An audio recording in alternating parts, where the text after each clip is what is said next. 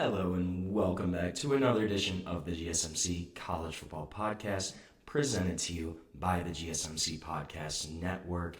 Happy Friday, everybody. It's almost the weekend. We made it through another week. Today is May 16th. Got a good show for you today.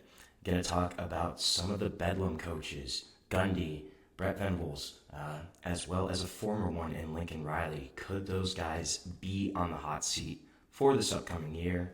Going to dive into that. Also going to discuss Diego Pavia, the Vanderbilt quarterback, his JUCO lawsuit against the NCAA, what that means for him for the future of junior college football. And we're going to get into that as well as some Group of 5 Power 4 matchups. Some of the best ones that I think are going to happen in the 2025 season this upcoming year. And after that, we're going to dive into Austin Simmons. Is this kid the next star in the SEC? Going to be the quarterback at Ole Miss. We're going to dive into his background, his story, and discuss what makes him unique. Then make sure you stick around for my last segment of the day. We're going to talk about some potential teams, programs that could make their first ever college football playoff appearance this upcoming season. But before we dive into anything else, I want to remind everybody this show is all about you. We love hearing your comments, questions, insights, opinions, whatever you got. We want to hear it. We want to make this show as interactive, as exciting as possible. One easy way to do that is if you're on YouTube, you can use the super chat feature. All you have to do is click the $ at the bottom of the chat box, type in your message, comment, question there, and this guarantees that your message pops up, gets on the air, gets read live, and it's also just a great way to support our channel, support what we're doing here at GSMC. If you don't want to do that, you can also go to gsmcspodcast.net to tip, comment, question, do whatever at that website, gsmcpodcast.net. We're so grateful to have you all here as part of our community, and so we can keep bringing you the sports content that you love. Now, let's talk about some Bedlam coaches. Can they survive this upcoming year? It's been a little bit of a rough run. So just think about 4 years ago, just 4 years ago, you had Lincoln Riley, then coach of Oklahoma, facing off against Mike Gundy, obviously Oklahoma State, in Bedlam, and this was a top 10 matchup. Oklahoma State was ranked 7. They beat Lincoln Riley's number 10 overall Oklahoma Sooners team 37-33. Then, the next day, Lincoln Riley stuns everybody, announces he is leaving to go to USC to lead the Trojan football program. And that's kind of been a mixed bag for him. Since he's been at USC, he's gone 26-14, 4-5 in his first year in the Big Ten in conference games. It's been a rough couple of years for Lincoln Riley. Think about it. This is a guy that was considered pretty much the greatest offensive mind of his generation at one point in time. Quarterback guru, whisperer. He worked with Baker Mayfield, Jalen Hurts, Caleb Williams, obviously. All big-time stud quarterbacks, kind of how he built his reputation there at Oklahoma, and then continuing with Caleb Williams at USC. And this has kind of been an up-and-down program. Even with Caleb Williams, a Heisman winner, number 1 overall pick there the past few seasons, USC struggled. They're just 13-14 in its past 27 games against power conference competition. And last year's unit, and the first year in the Big Ten, they finished 6th in scoring offense. Not bad, but not what you'd expect out of Lincoln Riley, out of a guy that's supposedly one of the best offensive minds of his generation. That's just not what you want to see. You would expect that unit, led by Lincoln Riley, to be a much better offense, perform higher, especially in terms of scoring, right? You look at the Big Ten, this is a hard-nosed, old-school conference. You still have a lot of run-heavy, defense-heavy programs that aren't going to score a lot of points. So USC should be up at the top of the scoring offense in the Big Ten every year. Just looking at who the competition is, in terms of offense, in terms of scoring, right? So is this a case of Lincoln Riley losing his touch? Is this a case of the rest of the country kind of figuring him out, his offensive scheme out? Is it a case of the Big Ten being so old school, so throwback, hard-nosed football that Lincoln Riley's offense, the spread style, the high, fast-paced offense, that it just doesn't work in that conference? You have places, Iowa, Wisconsin, like Michigan, still, teams and programs that are run heavy, they're defense heavy. That's just kind of how the whole conference is, right? So is that a case of USC just can't run that kind of offense in the Big Ten? I don't know if I buy that. I don't know if I'm a huge believer in Lincoln Riley. The one big thing, though, here is he has a ton of money coming towards him.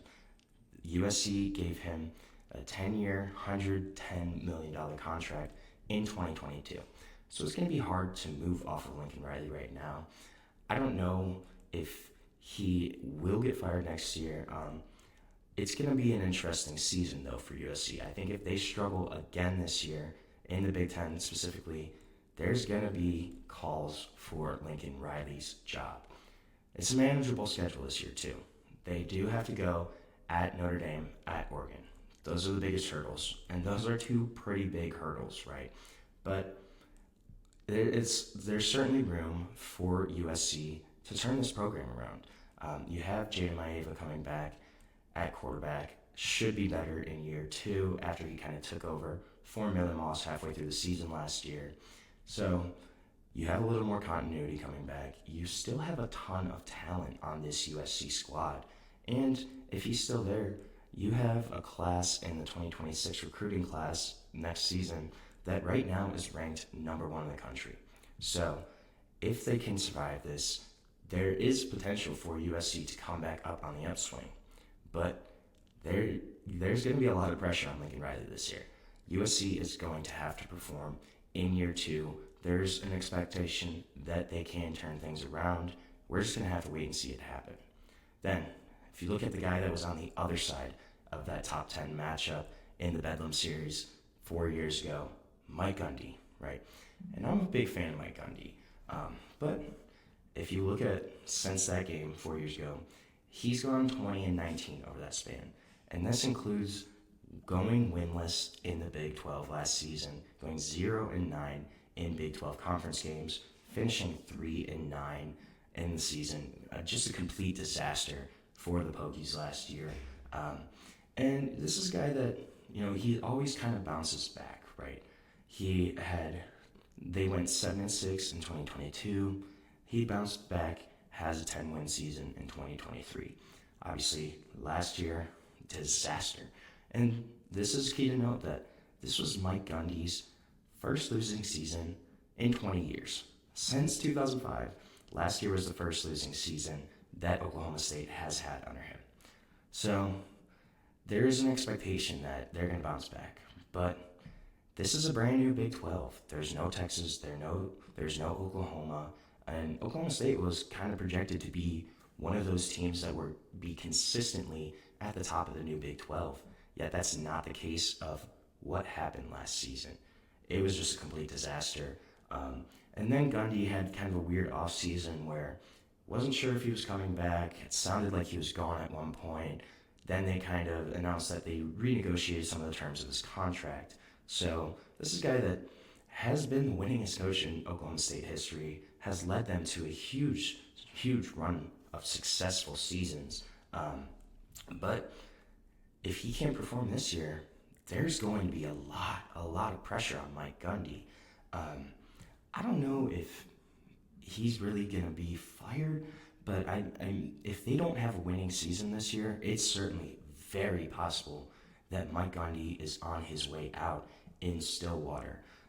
This is a team and a coaching staff that he completely kind of turned over this year, brought in 2 new coordinators, brought in a bunch of transfers, but they have questions at quarterback, the biggest position in the sport, and pretty much everywhere else across the board. Mike Gundy, a guy that's won way too many games, I think, to be counted out ever.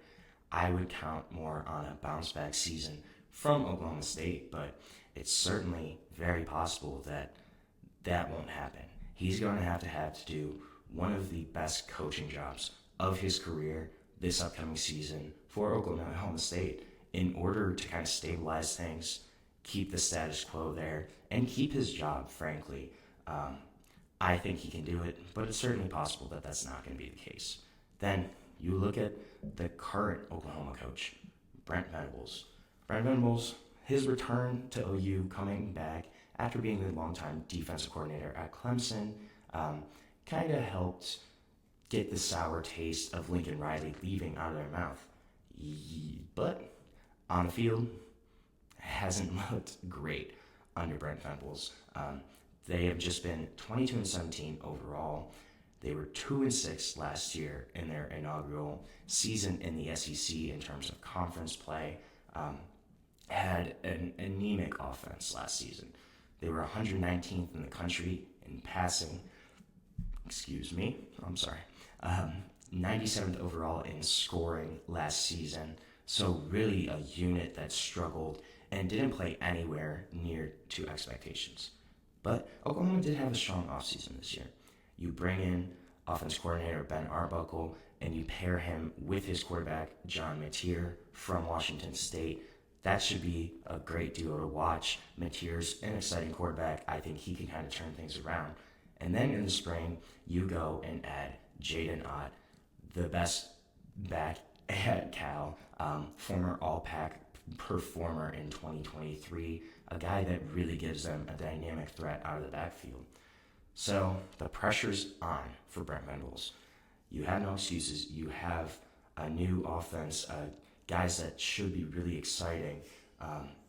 And you have some tough games, though. They have home games against Michigan, against Auburn. Could that be a Jackson Arnold revenge game? I don't know, maybe.